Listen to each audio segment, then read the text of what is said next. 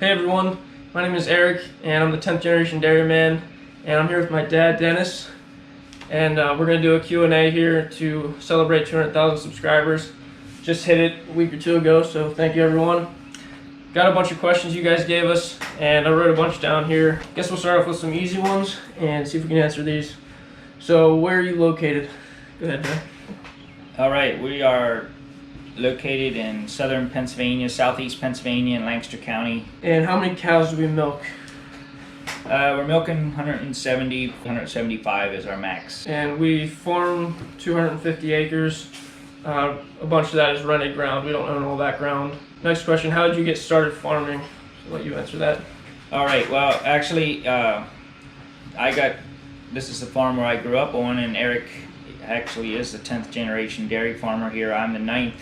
My dad was the 8th. So I grew up in the farm. I learned dairy farming from him, and actually I moved away from the farm for a number of years after I graduated from high school. I was working away, and then I was actually farmed on my own for maybe 7 years on the other side of town here, and then I had an opportunity to move back home again in 1998. I brought my herd of cows back and we combined them with my brother's, and so that's how I got back here.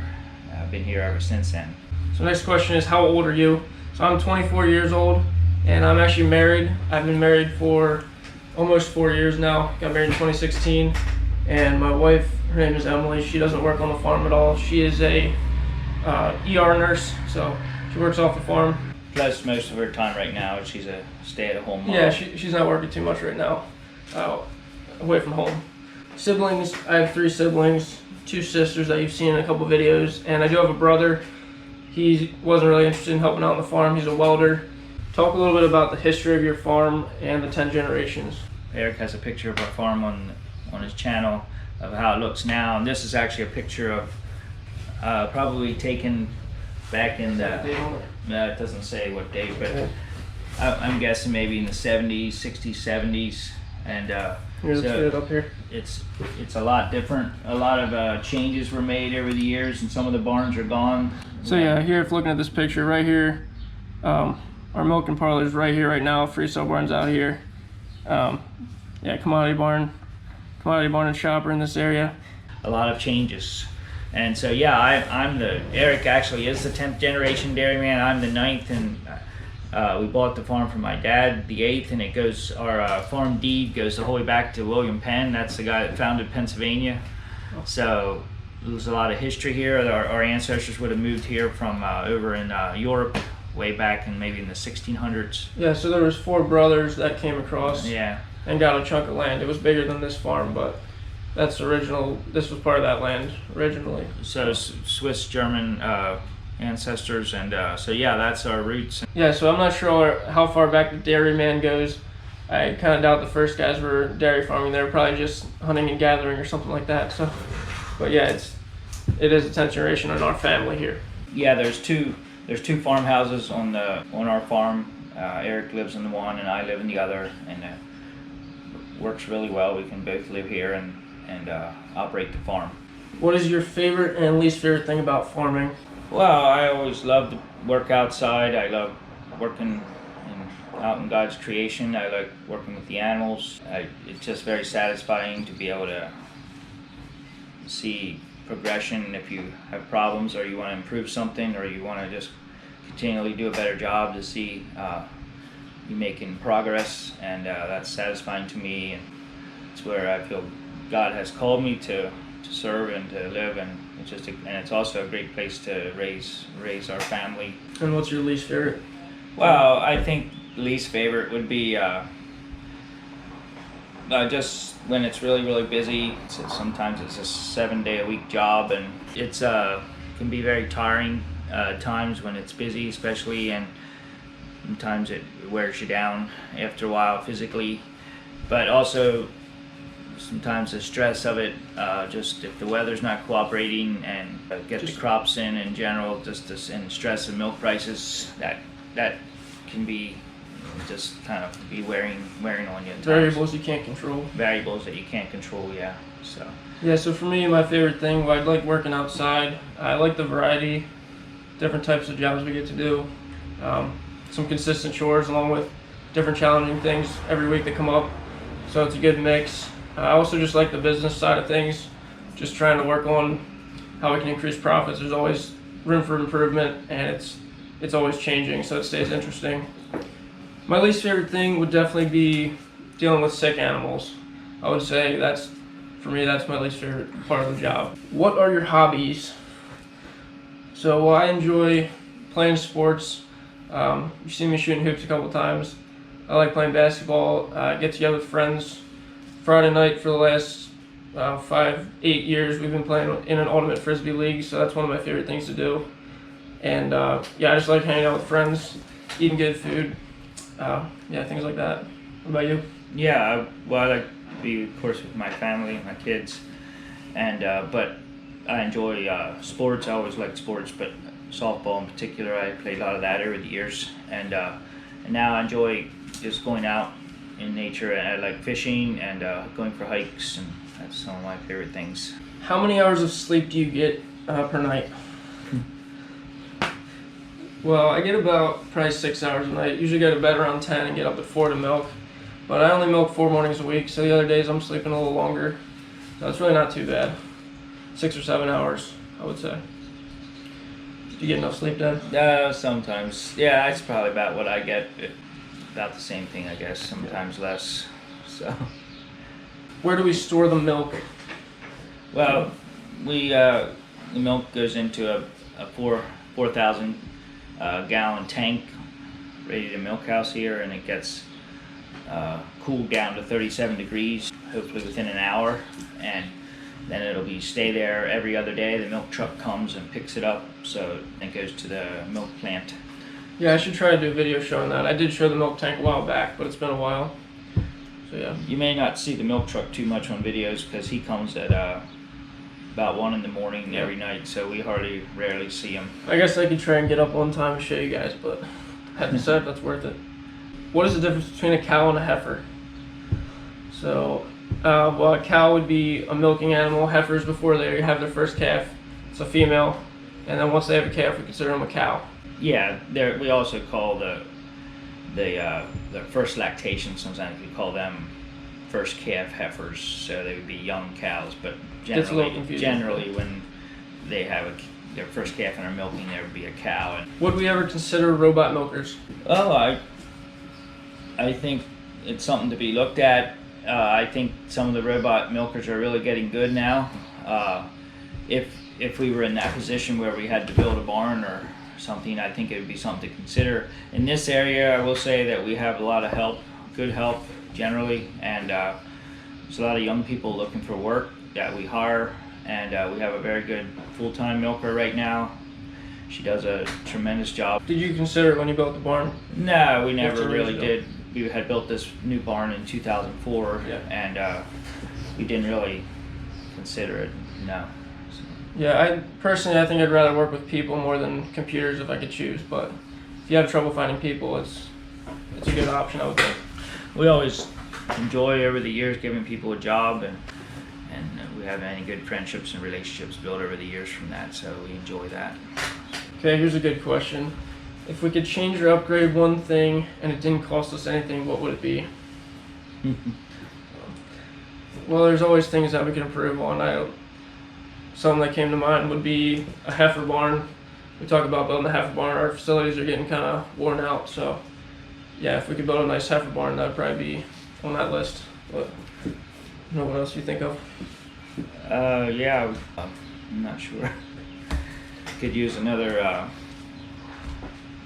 big tractor to haul manure, but I'm not sure if that would be. Now ours is working fine. When we're hauling manure all day, that tractor's a little bit rough, so it's a little hard on the back. So I don't think we're going to invest in a new tractor, but it'd be nice. Sometime we're going to have to get a new feed mixer and another skid loader. That would be something that would be on our list for the future. Yep. What camera do I use for filming? I use a GoPro Hero 7 Black, and I have a little magnet for it. Here it is right here.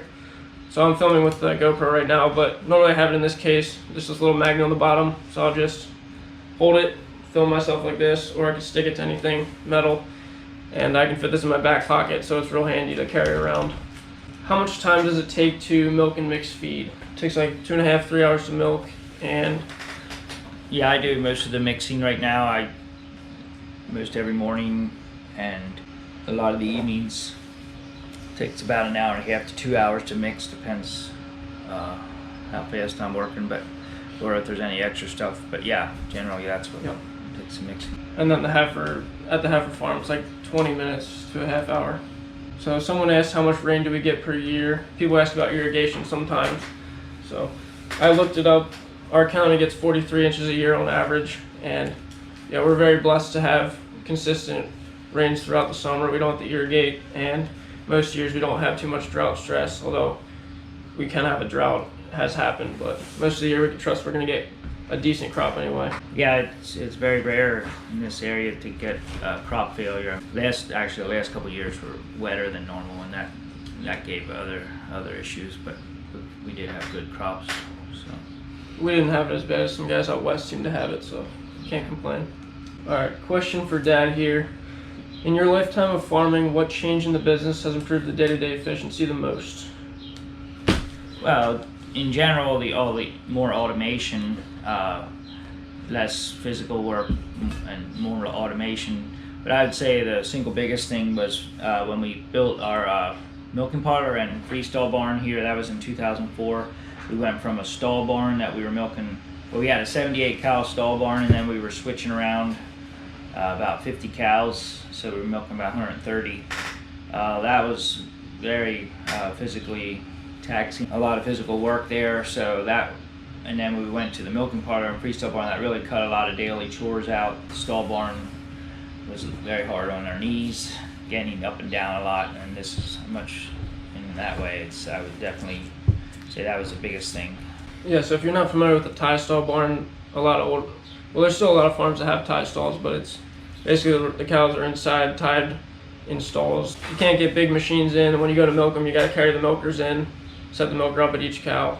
And I remembered a little bit. I was 9 years old when we built this barn, so I did help a little bit in the old barn, but I wasn't really doing a whole lot of work, just kind of having fun. I thought it was fun, but he thought it was a lot of work. I would say for me, I'm not right now looking to expand at all. I can't say we never will, but I think a farm our size can compete with a big farm as far as efficiency.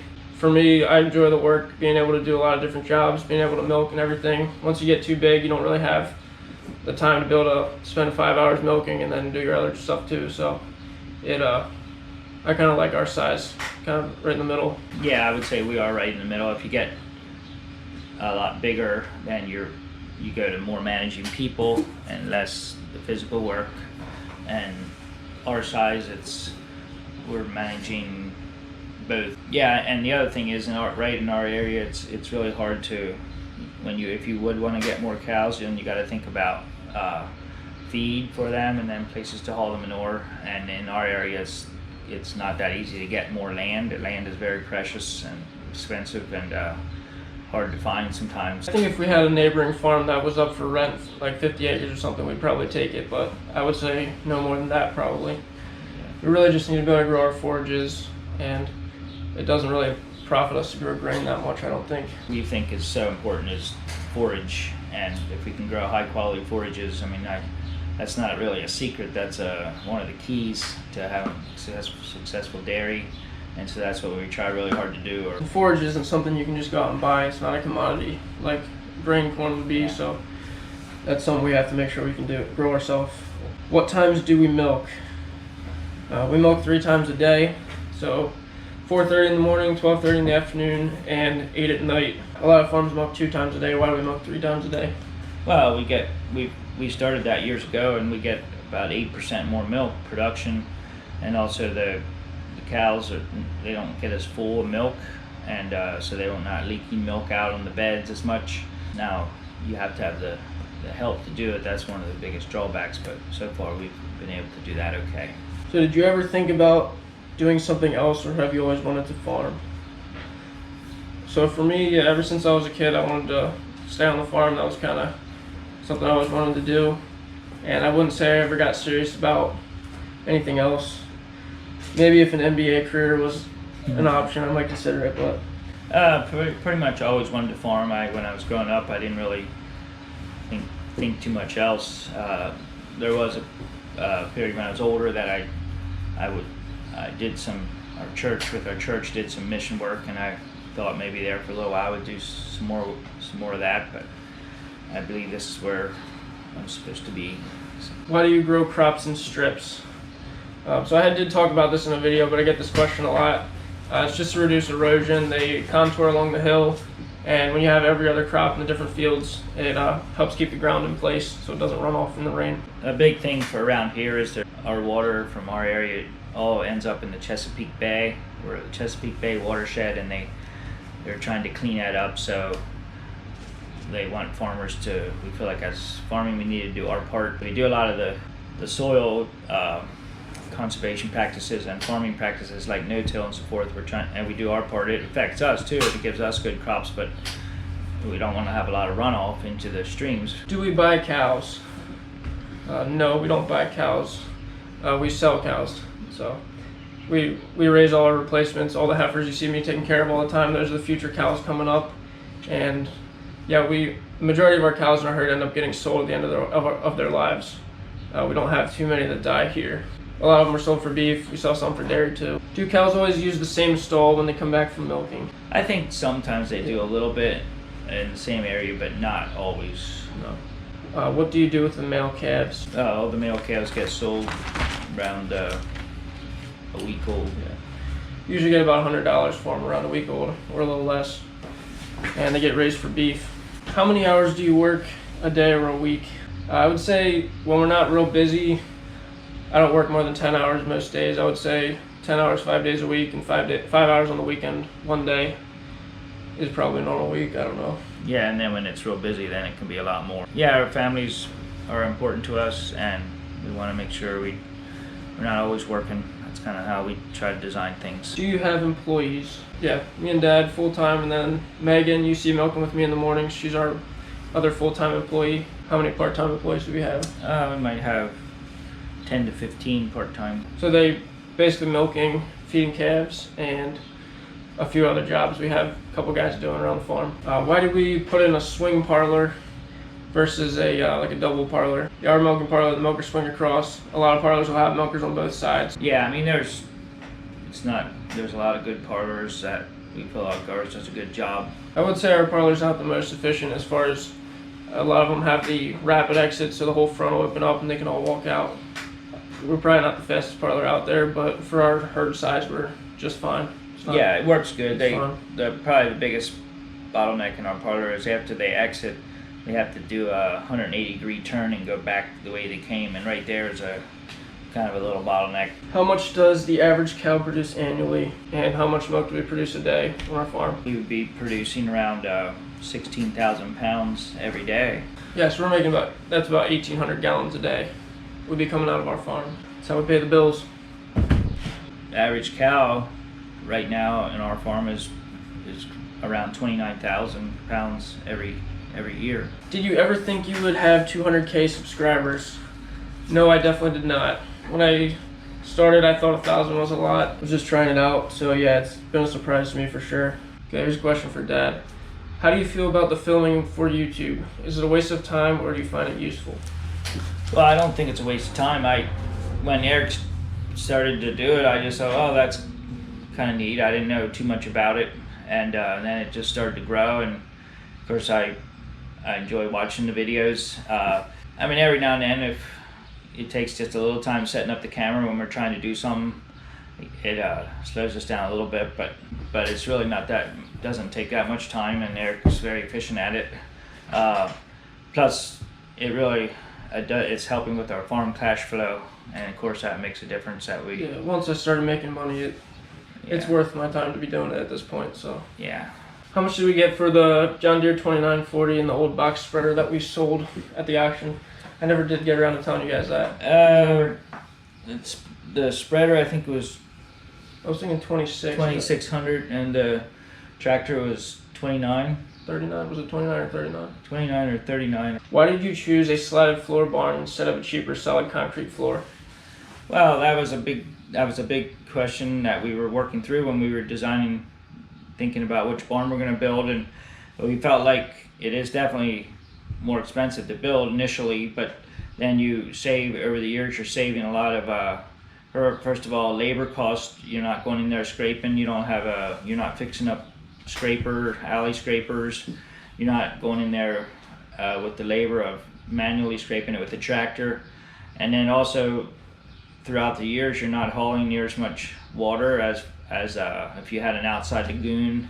You would be hauling a lot of rainwater. I mean, we would have had to put a pit in anyway too, so it does cost money to put a lagoon in. So it's not. I've heard guys say it's not that big. I mean, it's more expensive to put it under the barn, but yeah, the labor savings is awesome. What formal education do you have? I just went to high school. I didn't go to college or anything. I had an ag teacher that wanted me to go to take some classes or whatever, and I didn't do it. But yeah, I learned everything I know from working with my dad and my Uncle Nelson over the years, just being able to be here, seeing the problems that we're dealing with, fixing things, and you just learn through experience. But we try to take advantage of our educational opportunities, like in the wintertime we go to winter meetings where they have speakers about farming. And the other thing is, we don't have to be an expert in every area, because we have experts in, like a nutritionist that just focuses on these things and has an education. So I think if we're working with the right people, we don't have to be really knowledgeable in every area necessarily. Yeah, exactly. Talk if to you're the not vet or whatever. Your vet and people that we have around us, if you're not, can't be afraid to ask questions and learn and keep learning. Have you ever visited the UK? No, We've never been to Europe. I did get to do quite a bit of traveling. I did some short-term missions back when I was, I guess I was around 19 or 20, and I got to go to New Zealand and then spend some time in China and South Korea. So I got to see some cool places around the earth, but I haven't been to Europe or the Middle East or Africa or anything like that. So, do you follow other YouTube farmers? Have any of them helped inspire you to start your channel? Yeah, so I keep up with the YouTubers pretty good. I used to watch, well, I still watch some, but Millennial Farmer, Welker Farms, those guys were definitely influential to me. And it was cool to see there's kind of been a new crop of farming channels that have started up kind of the same time I did, and then after. Cole the Corn Star, he started right around the same time as me, so we both kind of grown. He's passed me a little bit now, but and then Sunny Farm was another one that he grew the same time as me too. So yeah, I keep up with them pretty good. Like to see what other guys are up to. Another channel I like is Farming, Fixing, and Fabricating. Oh, and yeah, and another dairy channel, Sask Dutch Kid. He's a good guy up in Canada. There's more I can mention too, but how long does a feed mixer last us? Well, We've had it for a while. This one. yeah, this one probably 12 years. Put a lot of tons of feed through it, and it's starting to show some wear. So, and it's also maybe a touch small for us. The next one we ought to have is a little bigger. So That's definitely on the list to get replaced with something at some point. How do you split your responsibilities on the farm? Well, I'm more of the herdsman, although Eric helps me with that. We kind of work together on that. And Eric is responsibility more with the field work. Yeah, well, growing up, Dad was the herdsman, and then my uncle was more the crops and maintenance guy. So I worked with Dad a lot and learned the cows, but I also learned the cropping. So I kind of know a little bit of everything. But yeah, Dad, I would say you manage the employees a little bit more too. Yeah, kind of that, and you're the guy that's making more phone calls with communicating with, ordering feed or talking to maintenance guys, parlor maintenance guys. And why don't we let the milking cows graze outside? The dry cows over the summer are out, and the heifers, a bunch of the heifers. So we do like getting them outside. There's some challenges to having your milking cows grazing for sure. Yeah, it's just we've always had this style dairy where we had more of a confinement operation, and we've been successful with this. And the issue is you still have to have housing for the cows because they can't be out all year long. We have about 6 months a season. Plus in the summer it gets too hot out there anyway. They want to be inside, so I don't know how many months you can really take advantage of grazing, and your feed's going to be inconsistent. With this type of system, we can feed consistently. We can milk them 3 times a day. They're right there. The cows are healthy and they're happy. Sometimes we think of ideas about maybe having little exercise lots outside the freestyle barn where the cows could go out, and which would be good. We haven't exactly figured out how to do that yet, but Do you see a future in dairy with the low milk prices? Well, yeah, absolutely. I think that we definitely have low milk prices. At times, we always try to stay positive and ride them out, and then the price will go up. And I see it as a supply and demand thing. There's always going to be some demand for milk, so someone's going to be able to make money doing it. There's not an unlimited amount of people that can make money dairy farming, so that's why the margins are tight. We talked to our accountant, and then he says there's guys making good money even in the bad years, and then there's guys that aren't, so there's opportunity there. So advice for someone who wants to get into farming. if you can find maybe an older farmer that wants to get out of farming but help a younger guy get started, and I would suggest you start working for somebody and learning the business. And do you own part of the farm or just work for your dad? Yeah, so I started getting into ownership here a few years ago now, into owning some cows, part of the business. So I am part owner now. I was thankful that they were willing to want to get me into ownership early and start the transition. That can be a tough thing for farms, so yeah, we're trying to plan ahead and start the transition process now. Yeah, it has been working out well. Eric has been buying out my brother, his uncle's share. Yeah, so that's what I'm doing with my YouTube revenues, all going straight into that, helping me purchase the farm. So that's kind of what I'm working towards. What was your first job on the farm? Probably feeding calves. Yeah, that's what I started doing, feeding calves, probably around 10 years old, helping out with stuff earlier, but I remember I got up before school, probably starting in 4th or 5th grade, and fed calves every morning up through 8th grade until I had to get up earlier for high school. But that was kind of the first job that I got. That was my job to take care of. Yeah, Eric always wanted to help in the farm. We didn't have to twist his arm. He would. We have a story when he was in school. He kept looking out the windows of the school at the neighboring farms, and he couldn't concentrate on the school as much because he was watching the neighboring farmers. So he always had that in his blood. And so I have a question for Dad here. At what age did you trust Eric with everything? Trust me with everything now. Well, I'm not sure about that's not really a one-time thing. You just keep kind of growing into that and just gaining responsibility. I will say, he always liked to drive tractor, and he was, driving big tractors at a pretty young age and doing a great job. So he was always pretty steady with that, and so we trusted him out with the tractors. And and I'll say now when I go on vacation, I don't worry about anything. I can take off, and it's in good hands, and that's a good feeling. What is the most challenging aspect of running a successful dairy farm? Well, I guess just being consistent, I guess, is kind of, you can do a good job one day, but you got to do a good job the next day and the next year, and not worry about the variables you can't control and focus on the things you can control, which there's a lot of opportunities. That's one thing I like about dairy farming, is just the amount of variables that I think we can improve in certain areas, like feed quality, milking procedures, cow comfort, cropping. There's just a lot of areas that there's always room for improvement. Heifers and young stock, and yeah, I don't know what our key to success is, but I also want to say that some people in the comments say how I must be proud of my son, and I very much am. He's very hardworking, and took hold and has good ideas, and we enjoy working together. Very blessed. God has blessed me and us here in the farm, and we want to honor him with everything we have. Right. Well, that's all the questions I had here. There was a bunch more, but maybe we can do another Q&A sometime. Yeah, appreciate all you guys watching, and 200,000 subscribers. I'm gonna try to get to 1 million. I guess that's that's kind of the next big number, so it might be a little while, but see if we can get there. All right, I'll see you guys later.